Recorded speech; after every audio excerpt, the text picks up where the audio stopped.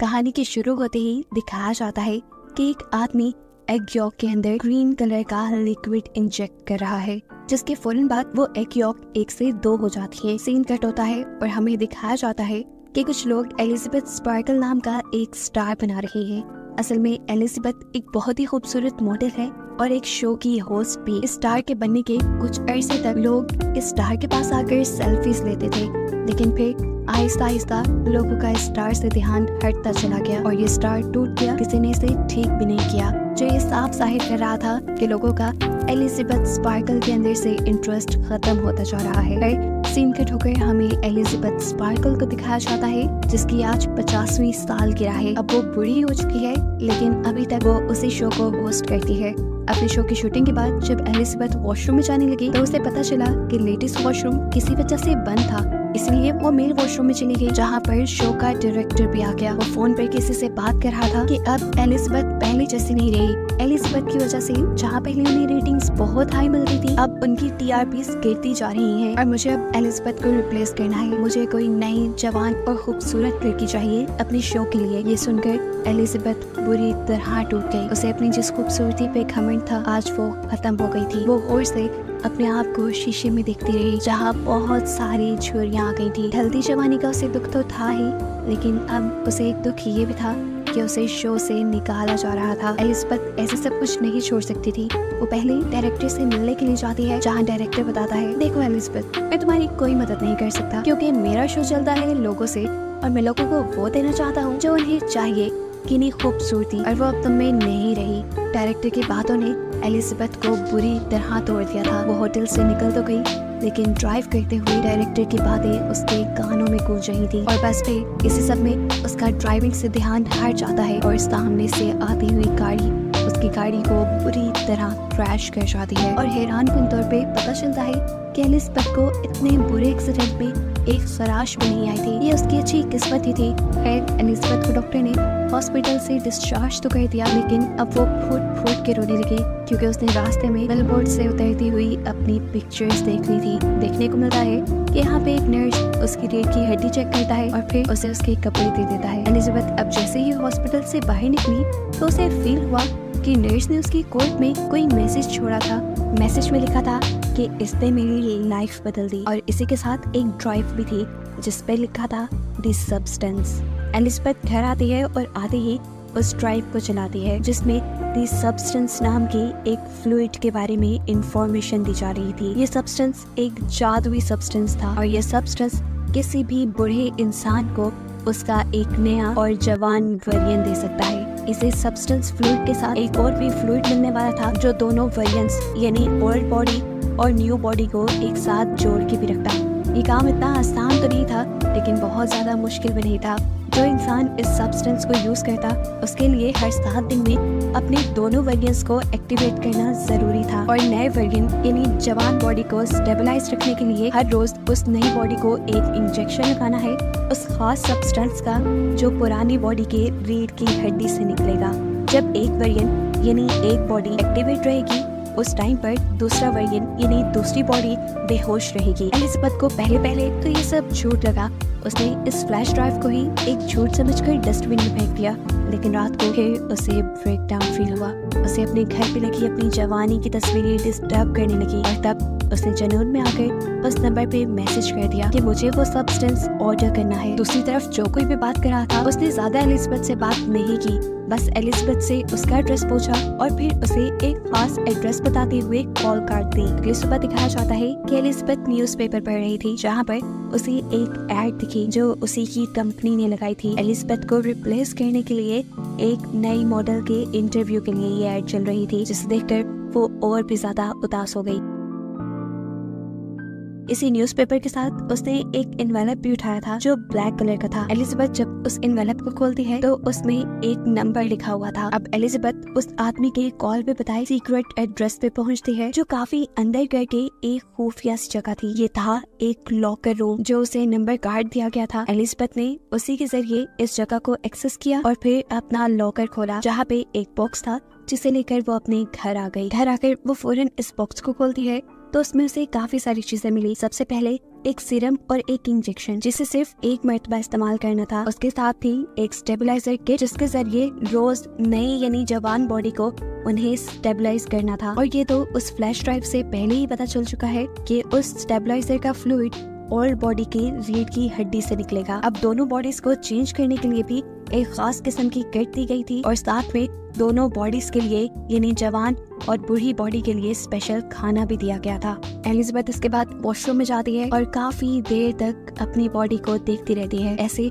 जैसे वो फैसला न कर पा रही हो कि उसे ये करना भी चाहिए कि नहीं। फिर कुछ सोचने के बाद उसने वो ग्रीन फ्लूइड यानी वो सब्सटेंस अपने अंदर इंजेक्ट कर लिया। इंजेक्शन लगाने की कुछ देर तक तो एलिजाबेथ को कुछ नहीं हुआ, लेकिन फिर कुछ देर बाद उससे बहुत ज्यादा दर्द हुआ, इतना कि उसकी आंखें फटने लगी। उसकी आंखों में हमने उसके आईबॉल्स को डबल होते देखा और फिर अगले ही सेकंड उसकी कमर फटने लगी, जहाँ से एक नई और जवान लड़की निकल कर बाहर आई। ये एलिजाबेथ का नया वर्जन था, एक नई जवान बॉडी जो पिछली बॉडी के अंदर से निकली थी। एलिजाबेथ के इस नए वर्जन ने अपने आप को शीशे में देखा और काफी देर तक तो उसे यकीन ही नहीं आया कि जो उसने यूज किया था वो काम कर गया। वो इतनी खूबसूरत और जवान बन गई कि जैसा उसने सोचा भी नहीं था। काफी देर तक अपनी खूबसूरती देखने के बाद अब वो एलिजाबेथ के पुराने वर्जन यानी पुरानी बॉडी की कमर पे टांके लगाती है, जिसे फाड़ कर वो बाहर निकली थी। इसके बाद वो अपनी पुरानी बॉडी को जिंदा रखने के लिए एक फूड बैग उसके साथ अटैच कर देती है,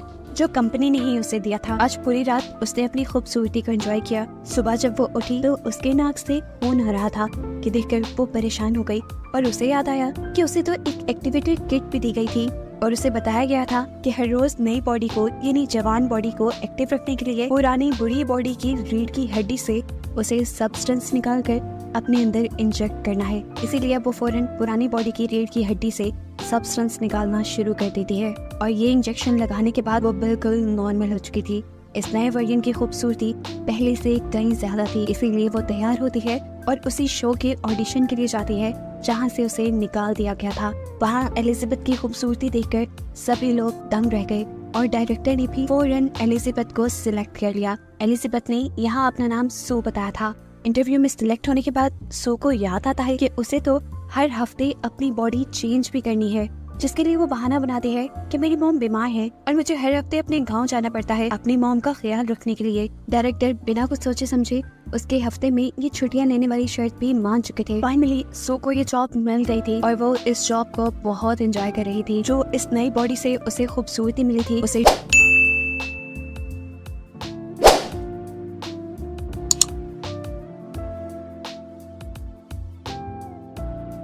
शो ऑफ करके उसने बहुत जल्दी बहुत ही फॉलोअर्स बना लिए थे और देखते ही देखते उसके बिलबोर्ड्स उसके एड पूरे शहर में चलने लगे थे। और अब पूरे 6 दिन भी गुजर गए थे एलिजाबेथ को इस नई बॉडी में आए और आज 7वां दिन था, यानी बॉडीज शिफ्ट करने का दिन था। कि नहीं, अब पूरे 1 हफ्ते के लिए एलिजाबेथ का पुराना वर्जन यानी पुरानी बॉडी एक्टिव रहेगी। बॉडी शिफ्ट करने के बाद एलिजाबेथ अपनी नई बॉडी के साथ फूड अटैच करती है और फिर अपने ऑफिस यानी अपने शो पे जाती है, जहाँ डायरेक्टर उसे उसके पैसों के बदले एक गिफ्ट देकर और उसकी काफी सारी बुराइयां करके उसे ऑफिस से निकाल देता है, जिसकी वजह से घर आकर उसे काफी बुरा लग रहा था।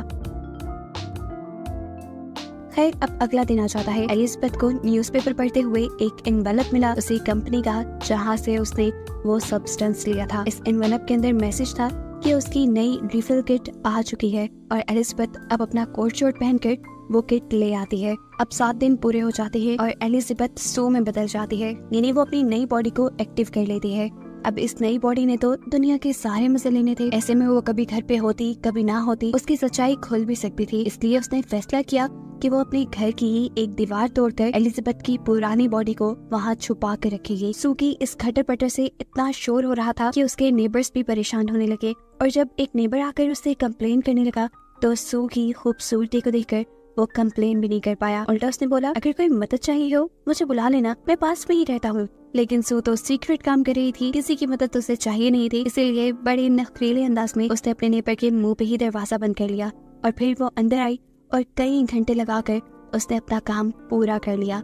यानी उसने अपने घर के अंदर ही एक खुफिया कमरा बना लिया, जिसके अंदर उसने एलिजाबेथ की पुरानी बॉडी छुपा दी। अब क्योंकि एलिजाबेथ की जगह सू ने ले ली थी और सू मशहूर होने वाली थी, इसलिए उसने एलिजाबेथ की सारी जवानी की फोटोज भी उसी के साथ छुपा दी। एलिजाबेथ को अपनी इस नई बॉडी में इतना मजा आ रहा था कि इस सब में वो भूल ही गई कि आज शिफ्टिंग का दिन था। उसकी पुरानी यानी एलिजाबेथ वाली बॉडी का खाना खत्म हो रहा था और आज उसे अपनी बॉडी शिफ्ट करनी थी। सू अपने एक दोस्त को घर भी ले आती है। घर आकर जब वो अपने काम में बिजी थी तो एकदम से उसे अपने नाक से खून बहता फील हुआ और अजीब उसकी बॉडी में सनसनाहट शुरू हो गई। वो समझ गई कि अब उसकी बॉडी शिफ्ट करने का टाइम है, लेकिन बॉडी शिफ्ट करने के बजाय उसके दिल में लालच आ गया। उसने कुछ और ज्यादा थे अपनी इस नई बॉडी में रहने का फैसला किया और एलिजाबेथ की बॉडी से सब्सटेंस निकालकर अपनी बॉडी में इंजेक्ट कर लिया, जिससे वो तो ठीक हो गई, लेकिन एलिजाबेथ की बॉडी के साथ क्या होगा ये आगे पता चलेगा।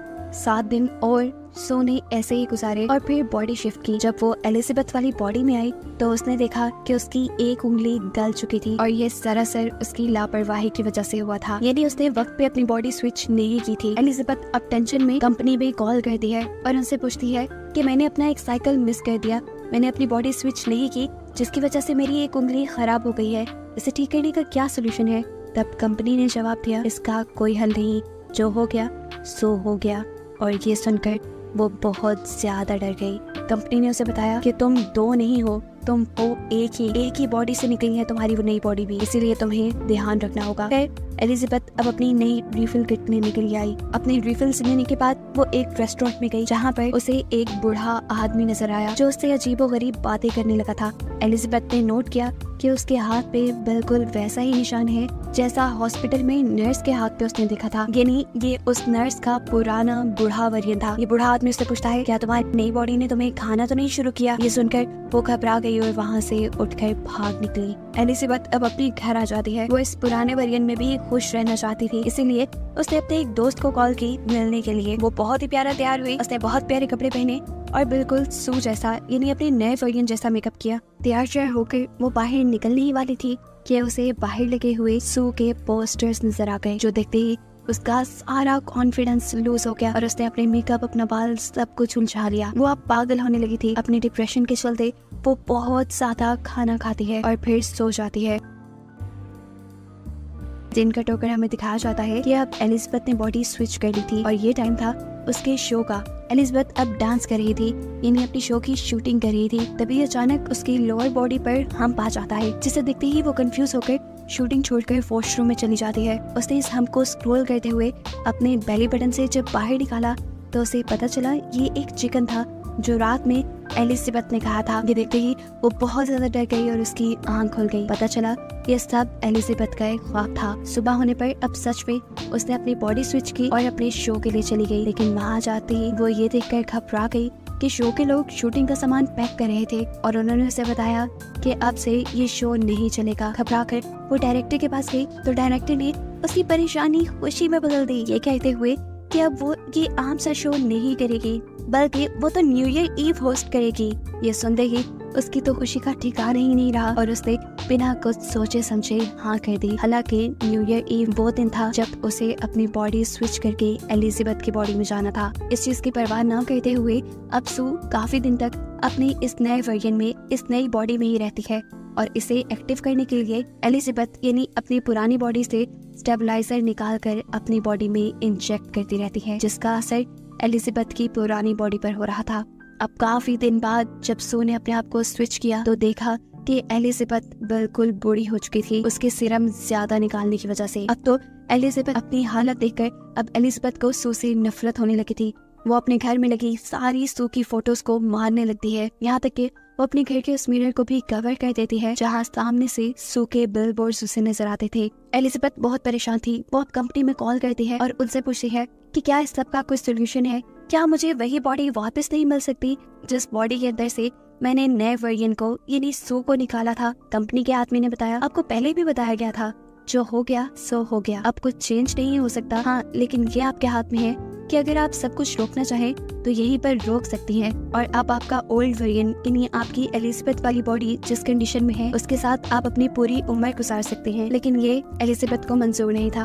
अब खैर एलिजाबेथ को कॉल आई शो की और उसने फौरन दोबारा से अपनी बॉडी स्विच कर ली। बॉडी स्विच करते ही उसने एलिजाबेथ यानी ओल्ड बॉडी के अंदर से एक साथ 3 महीने का सब्सटेंस निकालकर अपनी बॉडी के अंदर इंजेक्ट कर लिया। 3 महीने तक एलिजाबेथ ने सू की बॉडी में बहुत एंजॉय किया और फिर न्यू ईयर ईव की ठीक एक रात पहले उसका फ्लूइड खत्म हो गया। वो आज भी एक लड़के को अपने घर लाई हुई थी और तभी उसे फील हुआ कि उसकी बॉडी के ऑर्गन्स फटने लगे हैं। ये फील होते ही वो फौरन एलिजाबेथ की ओल्ड बॉडी से सीरम निकालने जाती है, लेकिन आज सीरम निकला ही नहीं। ये देखकर वो बहुत ज्यादा घबरा गई और उसने कंपनी में कॉल की और पूछा कि एलिजाबेथ की बॉडी से सीरम नहीं निकल रहा, अब क्या करना चाहिए मुझे। तब कंपनी वाले उसे बताते हैं कि अगर उस बॉडी से सीरम नहीं निकल रहा, इसका मतलब आपने सारा सीरम यूज कर लिया है और अब आपको नए सीरम बनने तक का इंतजार करना पड़ेगा। तब तक आप अपनी बॉडी स्विच कर ली। सू की हालत इस कॉल के साथ ही बहुत ज्यादा खराब हो चुकी थी। वो अब कुछ भी सोचे समझे बगैर अपनी बॉडी को स्विच करने लगती है और स्विचिंग की ये सारी आवाजें वो लड़का भी कमरे में सुन रहा था। उसे भी कुछ अजीब, कुछ गड़बड़ फील हुई, जिसे इन्वेस्टिगेट करने के लिए वो वॉशरूम में आया, लेकिन इस बुढ़ी अजीब सी एलिजाबेथ ने फौरन वॉशरूम लॉक कर लिया, इससे पहले कि लड़का उसके इस भयानक रूप को देख पाता। देखने को मिलता है वो बहुत ही ज्यादा बूढ़ी हो चुकी थी और साथ ही साथ गंजी भी हो गई थी। उससे चलना फिरना सब मुश्किल हो रहा था। एलिजाबेथ अब बहुत ज्यादा घबरा चुकी थी। वो कंपनी में कॉल करती है और कहती है कि मैं सब कुछ यहीं पर रोकना चाहती हूँ। कंपनी वाले भी उसकी बात मान लेते हैं और उसे टर्मिनेशन फ्लूइड ले जाने को बोलते हैं। एलिजाबेथ की ये बॉडी बहुत ही भयानक दिख रही थी। वो अपनी कोशिश के साथ जितना कर सकती थी इस बॉडी को कपड़ों में छुपा लेती है और फिर अपना टर्मिनेशन सब्सटेंस लेने के लिए पहुंचती है। टर्मिनेशन सब्सटेंस लाने के बाद वो इसको सू की बॉडी पे लगाने ही वाली थी, तो तभी उसे कंपनी की मैनेजर की कही बात याद आई कि अगर तुमने एक मर्तबा ये टर्मिनेशन इंजेक्ट कर लिया तो फिर जिस बॉडी में इस टाइम तुम हो हमेशा वैसे ही रह जाओगी। ये सोचते ही उसने सीरम इंजेक्ट नहीं किया।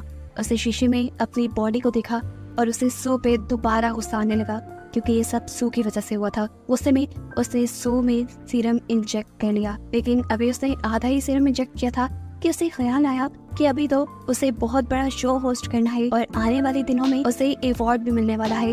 उसे वो अवार्ड भी लेना था। उसे अपनी तारीफें सुननी थी जैसे पहले लोग उसकी किया करते थे। इस लालच में उसने आधा सीरम बाकी सू को इंजेक्ट नहीं किया और फिर वो सू को उठाने लगी। काफी देर तक उसे जगाने की कोशिशों के बाद जब सू नहीं जागती तो वो बॉडी स्विच करने का सोचती है, लेकिन जब बॉडी स्विच भी नहीं हुई तब एलिजाबेथ ने अपनी रीढ़ की हड्डी से एक्टिवेटर निकालकर सू को लगा दिया और सू एक्टिवेट हो गई। यानी एक वक्त में एलिजाबेथ के दोनों वेरिएंट एक्टिवेट हो गए थे। एक्टिवेट होते ही जब सू ने ये देखा कि एलिजाबेथ उसे टर्मिनेट करने वाली थी तो उसे बहुत गुस्सा आया। उसने अपने गुस्से में एलिजाबेथ को इतना मारा, इतना मारा, इतना मारा कि आखिर उसका सर क्रैश हो गया और वो मर गई। एलिजाबेथ को मारने के बाद उसे एहसास हुआ था कि उसने बहुत गलत कर लिया। अब तो उसे एक्टिवेटर सब्सटेंस भी नहीं मिलने वाला था। खैर, अब वो यहाँ से सब कुछ साफ करती है और अपने न्यू ईयर प्रोग्राम के लिए चली जाती है। जहाँ जाते ही क्राउड ने बहुत जोश से उसे वेलकम किया।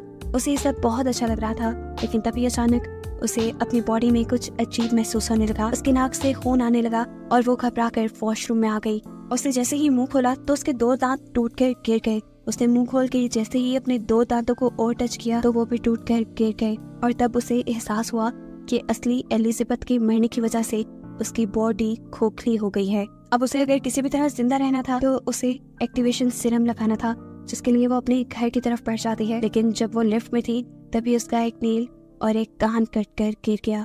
वो बुरी तरह घबरा गई, लेकिन तभी लिफ्ट में कोई और इंसान भी आ गया और उसके यहाँ खड़े रहने तक वो अपने आप को बिल्कुल भी घबराया हुआ नहीं दिखाना चाहती थी।